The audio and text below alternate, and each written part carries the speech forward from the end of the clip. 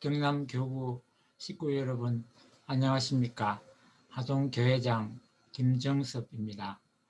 오늘 제가 말씀 올릴 내용은 하나님은 식구님을 사랑하십니다 라는 제목입니다. 제가 말씀 올리는 내용에 모든 내용에 식구님의 성함을 넣어서 따라 하시면 좋겠습니다.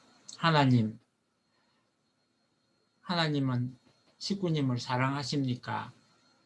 라고 마음속으로 물어보십시오. 하나님께서 대답하시지 않을 때는 되뇌이면서 답변이 돌아올 때까지 계속 물어보십시오.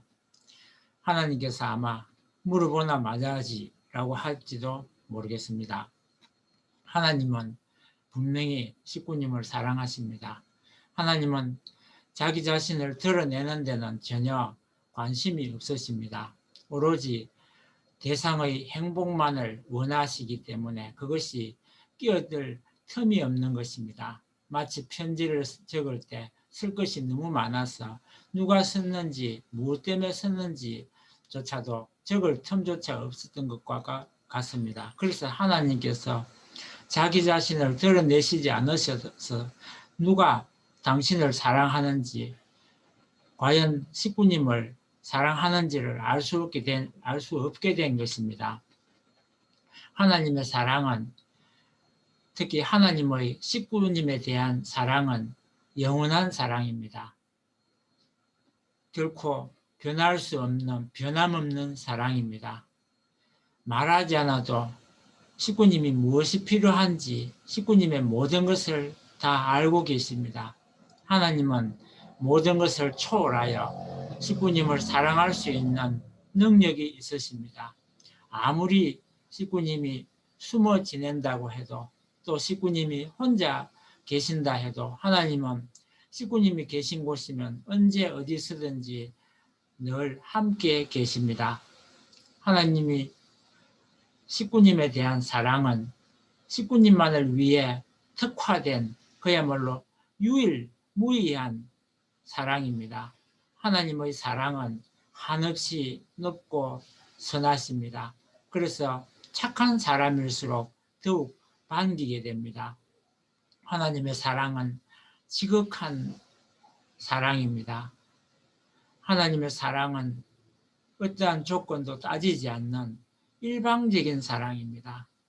지고지선한 하나님의 사랑은 준비한 만큼, 감당할 수 있을 만큼, 식구님께서 준비한 그릇만큼 마치 태양빛을 식물의 잎이 그 넓이만큼 흡수할 수 있는 것과 같습니다.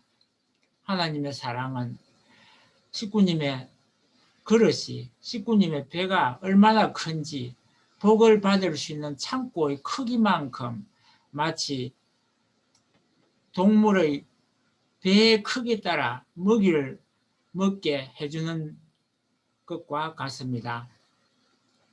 식구님이 하나님의 사랑을 만약 못 느끼신다면 식구님의 배가 적기 때문입니다. 그릇이 적기 때문에 내리는 비를 다 담을 수 없는 것처럼 하나님의 사랑은 감당할 수 있을 만큼 부어주실 것입니다. 하나님의 사랑은 때로는 따가운 햇살처럼, 때로는 보드라운 물방울처럼 당신에게, 식구님에게 주시는 사랑은 늘 내리사랑이십니다. 그래서 식구님이 누군가를 사랑할 때 비로소 하나님의 사랑을 깨달으실 수 있을 것입니다. 택배기사가 문 앞에 택배 상자를 놓고 사라지는 것처럼 하나님께서도 때로는 밤새 새하얀 눈을 내려놓고 식구님이 문을 열고 바깥을 내다보기를 기다리고 계시는지도 모릅니다. 하나님께서 숨어서 몰래 식구님이 수북하게 쌓여있는 눈을 보고 놀라는 광경을 지켜보고 계시는지도 모릅니다. 하나님은 오로지 식구님이 행복하기만을 바라십니다. 하나님은 식구님이 가장 행복할 수 있는 조건을 다 알고 최상의 것을 늘 준비하고 계실 것입니다. 아침에 문을 열고 밝아오는 아침 해와 맑은 새소리는 하나님이 식구님을 위해 밤새 준비하신 선물인지도 모릅니다. 준비해 주신 선물을 받고 기뻐 날뛰는 식구님의 얼굴이 바로 하나님께서 보시고자 하는 원하시는 그 광경인지도 모릅니다.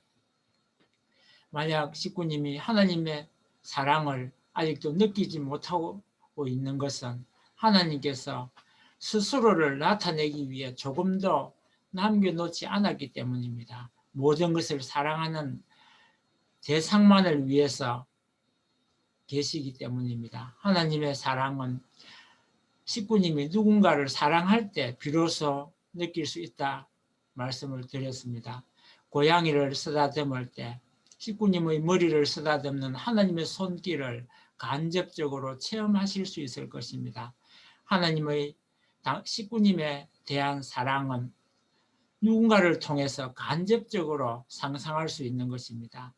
하나님께서는 오늘 식구님의 발걸음 1만 보를 미리 예측하고 필요한 모든 것을 준비하고 계신다고 상상해 보십시오.